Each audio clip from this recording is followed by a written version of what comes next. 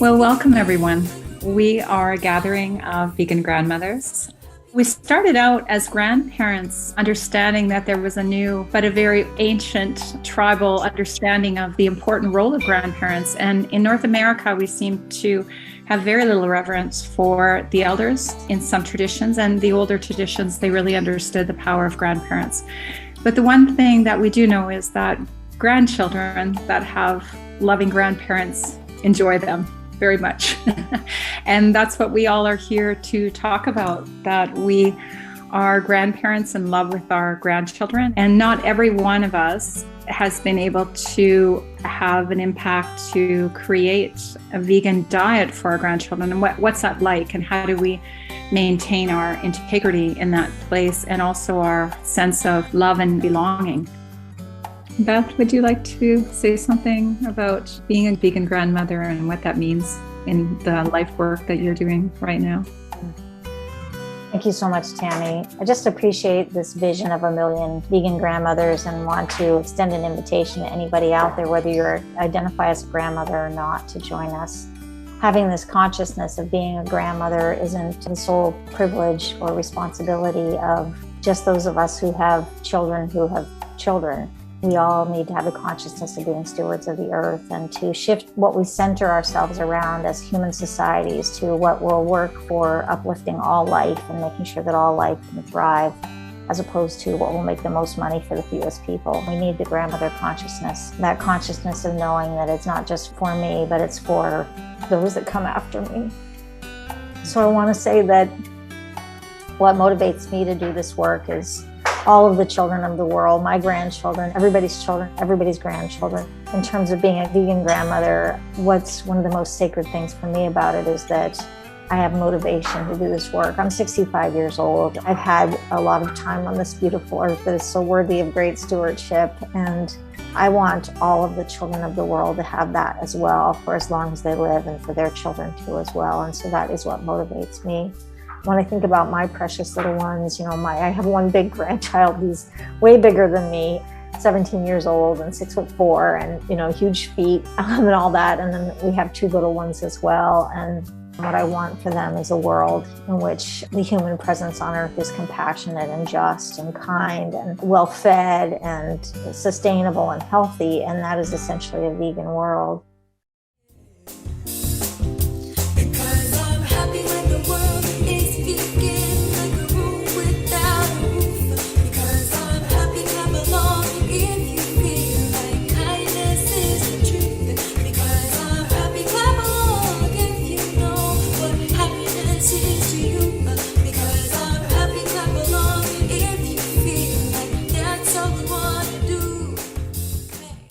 I loved an anecdote from another interview you did where you're talking about how you had grandmas doing a letter writing campaign. Yeah, it was the third largest shareholder in Huntington Life Sciences, the lab we were targeting. I was young and I was like, letter writing's a waste of time. And these grandmas were like, hey, we're doing a letter writing campaign. And they would get together and they'd write letters every week or every month or something. And they would call the office and be like, hey, just letting you know we're doing our letter writing. We're like, yeah, great. And they did it for like 6 months or 12 months or something. And finally we were like, we should do a demonstration against Oracle to, support their letter writing campaign. And so we organized a protest and we put out a press release saying we were going there. And then we got a call from Oracle and we're like, we're going to sell our shares in the lab. And we're like, okay, well, what we always do is like, can you write us a letter saying you're done with the lab and we'll make it public so people know? And they said, sure. They wrote this letter and it was basically like, the lab, we thought was going to turn itself around, but it's still engaged in like terrible animal cruelty, something we don't want to be associated with. But mostly we just need these letters to stop. Like enough with these letters being written to us. As like these grandmas had written so many letters, to this company that they were like, God, just make the letters stop. Like we don't want anymore. And that really like changed my mind about the idea of like, we need all the tactics. Because previously I was like, we need action. We need, heavy handed this and protests and get in people's faces. Letter writing, what a waste of time. And then it's like, well, they moved this giant corporation that we couldn't do. And it really, it was a good lesson to be learned that it's really all the tactics coming together that makes it work. Here come good news, vegans where it's at. We'll give it all we got and don't hold it back. Well, I should probably warn you, we'll be just fine.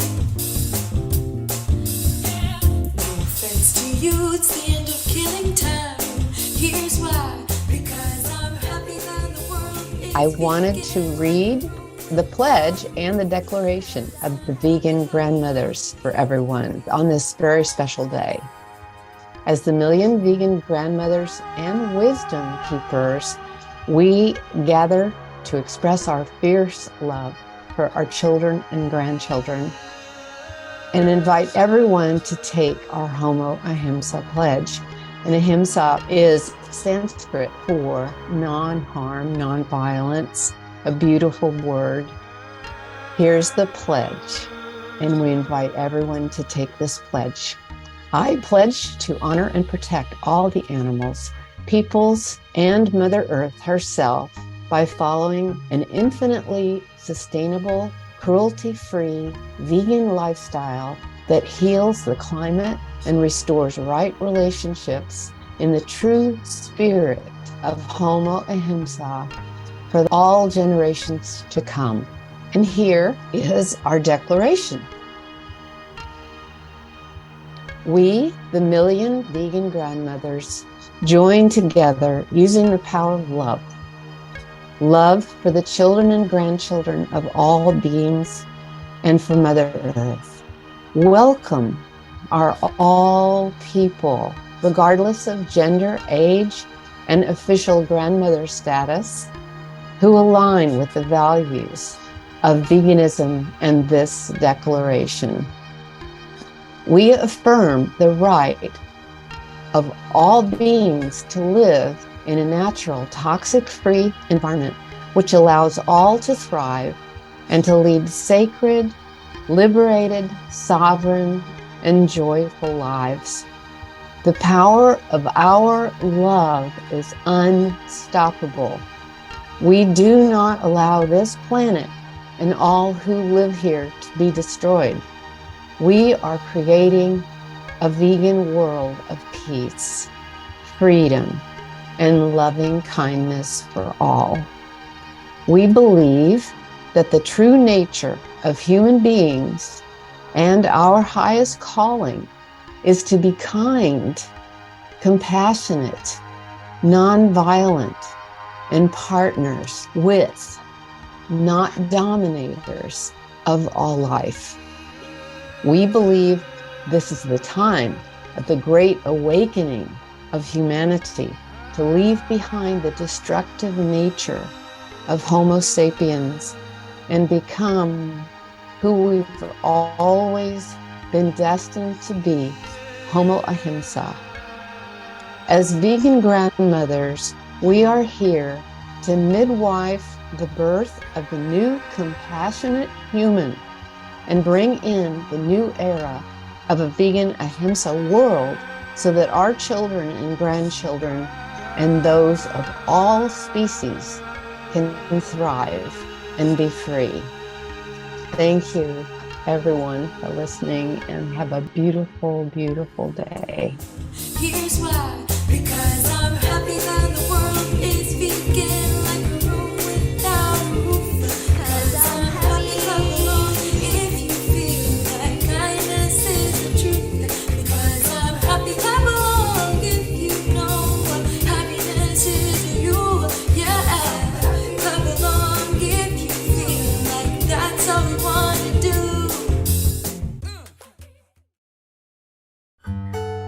May I read this poem?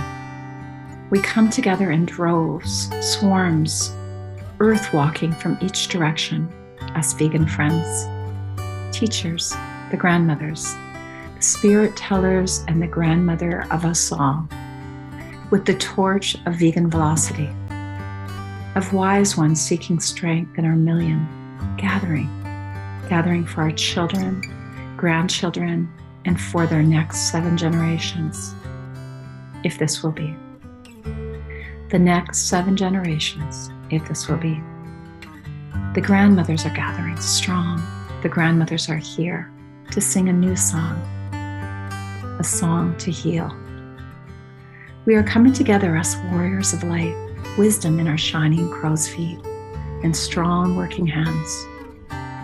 We are the million vegan grandmothers, Kukums, Oma, Loka, Mama, Noni, many names. We are here. Thank you. Please join us. climatehealers.org. Join the Million Vegan Grandmothers as we join together. Thank you for being here.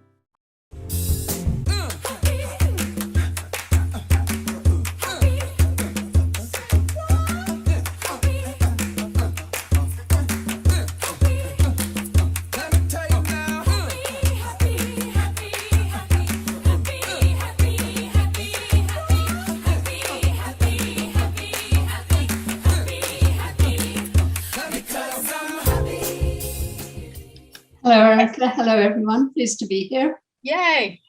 So I also want to just mention that you have been 60 plus years on the vegan path. That's right. Yes. So this is remarkable. And the focus that we want to look at today is a program that you started in schools with youth, trying to help them learn how to do vegan cooking. And so before we dive in, I want to show some pictures because a picture is worth 1,000 words. So let's get a few pictures up here. Let's see what this looks like in action. And then I want to hear some stories about what this program is, how you've thought of it, how it happened. So that is your book on the cover, the book that you created for the kids, yeah?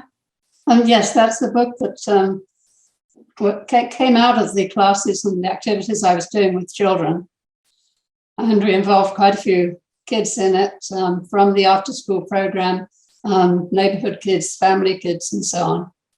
Take a look at these kids that Freya has been teaching. That adorable kid is making tofu salad, I believe, right? That's right, yes. One of the recipes from the book. We teach children to use knives and be safe in the kitchen. A lot of parents don't want their children in the kitchen. They think they'll be a nuisance. It'll take too long if the child's in the kitchen. And knives and things are dangerous. Well, I think it's very important to teach children how to use knives safely, because I see a lot of adults who don't know how to be safe in the kitchen. We introduce them to a lot of things that, may be commonplace to us, but in their surroundings, they don't have these foods. A lot of children have never had a date, and we just put a nut, a Brazil nut, in the center of a date and give it to them. They think it's marvelous. These two pictures are on the right-hand side is my grandson, Clint. And on the left-hand side is Nardos. Nardos is from Ethiopia, and he joined our family 3 years ago. So last year they wanted to plant vegetables, and this is the result. They had quite crowded little gardens. We had to keep the deer out, which meant that particularly Nardos's basil and beans were eaten a number of times by the deer before we managed to protect them enough so they could climb up.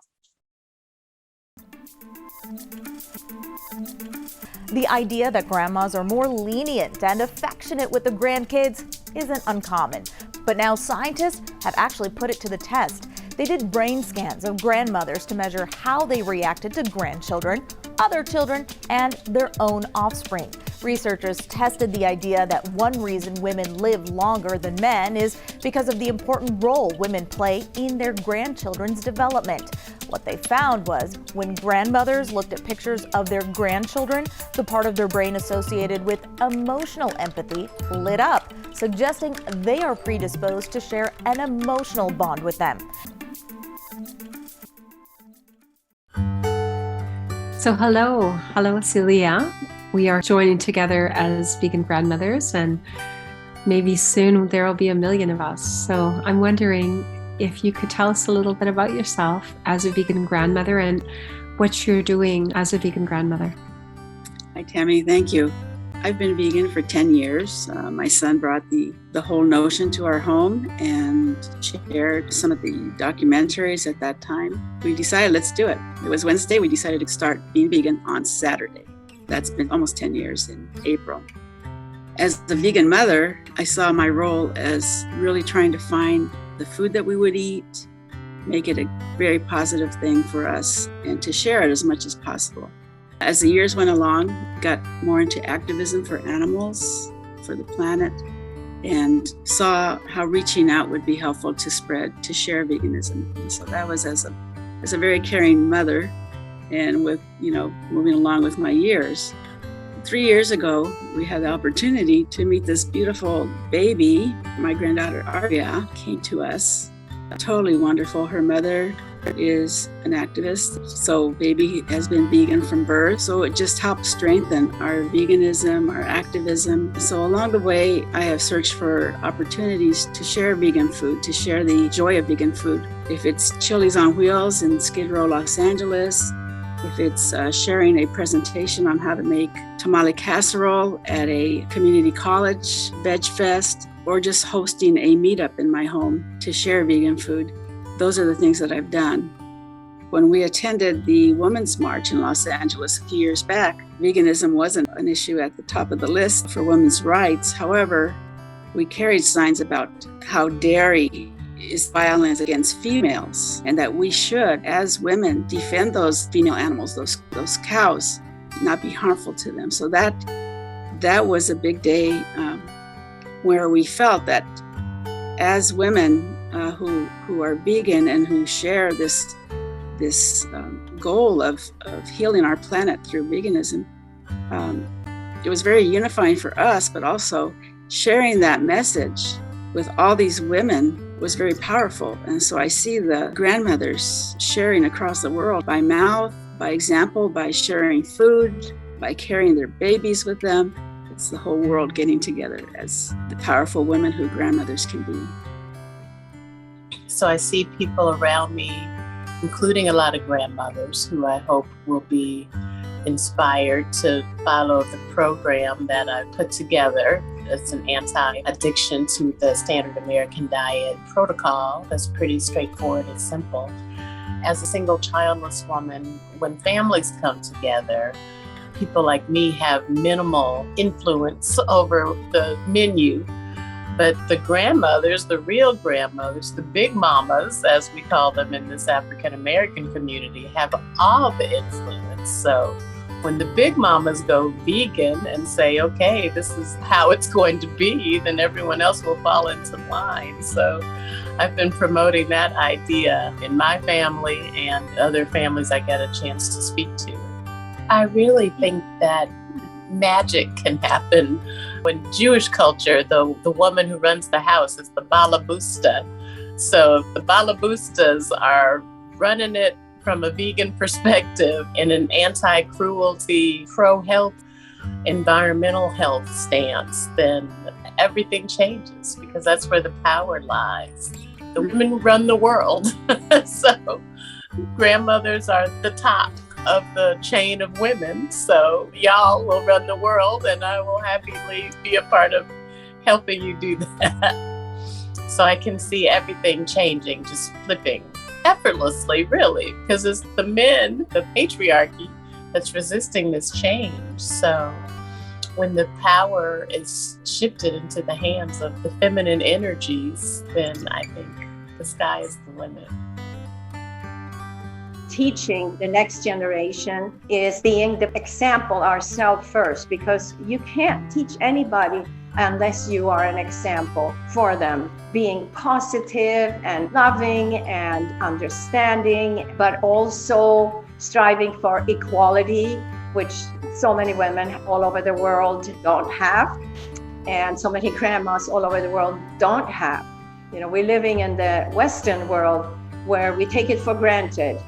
And the more this evolves through outreach all over the world, it will help women. It will help so many young girls in their life and realize their own self-worth. Being a grandma is being a leader. That's number one. Yes. Since I'm a relatively new vegan, I haven't even been a vegan for a year yet. I did all the wrong things with my family. Some of you may identify with that. I mean, I became very vocal with them and I received a lot of pushback. And so now I cannot say anything about veganism to my daughter, my only child, and her 2 children. I really have more questions than I have answers, but I'm so grateful to be among like-minded people. I would love to hear what you all have to say about that. Right now, we don't discuss veganism. I do know that my family is getting more educated.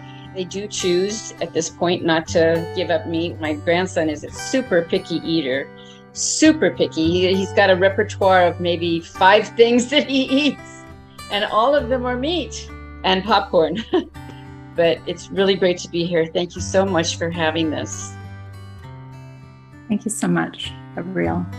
And I think as soon as we join a community, we feel the support and we feel hope. I know that's been the case for me. And deeper than hope, it's a truth that kind of hunks down and allows us to go forward with joy and not judgment. So thank you. So I'm the vegan example, which is so strange. You would think it would be coming from the young people as examples, but it's not. It's me, the grandmother. And so in a way, that really is kind of powerful because their friends are going, what does that mean? You know, she's old. Why would she be doing something that's radical? It kind of shocks people. So I think that's kind of an advantage that we have. There's been so much wisdom here already, and I feel really grateful to be on this panel and for your big vision, Tammy, beautiful vision. And you had asked us to introduce ourselves as a grandmother. And so what I want to say is that I've been caring for the children of the world a lot longer than I've been a grandmother. Since I was 10 years old, really. And I made a decision that the way to change the world was to change how we treat the children. It's because I was in a family in which my stepfather and my mom did not have support or tools or information about how to raise children well. And even at 10 years old, I could tell that what I was being exposed to was not in my best interest. And realize that if we could raise children differently, if we could raise children like Jane's granddaughter, Kimaya, children who are very compassionate, who have emotional intelligence, who know how to interact with others peacefully, who are wise, if we could give families the support that they need to be able to raise such children, that we could indeed change the world. And I still believe that to be so. I guess all of you know our granddaughter, Kimaya. She's going to be 11 years old. We have a great time with her. I mean, I commend all of you who have grandchildren who are not vegan because I couldn't even imagine going through that. I take her with me to vegan potlucks. We go to vegan restaurants. When we travel, she even seeks out vegan restaurants for us. She says, I'd like to try this one. And 2 years ago, we were in London with the $1 Million Vegan campaign, and we were staying in the middle of Hackney, and there were so many vegan restaurants walking distance that Kimaya just had a great time picking them out and enjoying herself. She's also a product of the Montessori program, so the next school she's going to actually has a lunch program where at least one meal will be vegan each time when she goes to lunch every day. So she's excited about not having to worry about packing a lunch at home. And mommy and daddy are thrilled that they don't have to worry about guessing what to pack for her lunch. I don't mind packing her lunch because she helps me out. It's a joy being a grandmother. Kimaya is our only grandchild at the present time. Don't know if we're going to have any others, but it's okay. She's a pleasure to have in our lives. She's changed our lives tremendously, for the good, of course. And thrilled to be part of this program too. Thank you, Tammy, for everything that you're doing. And thank you, other grandmothers too.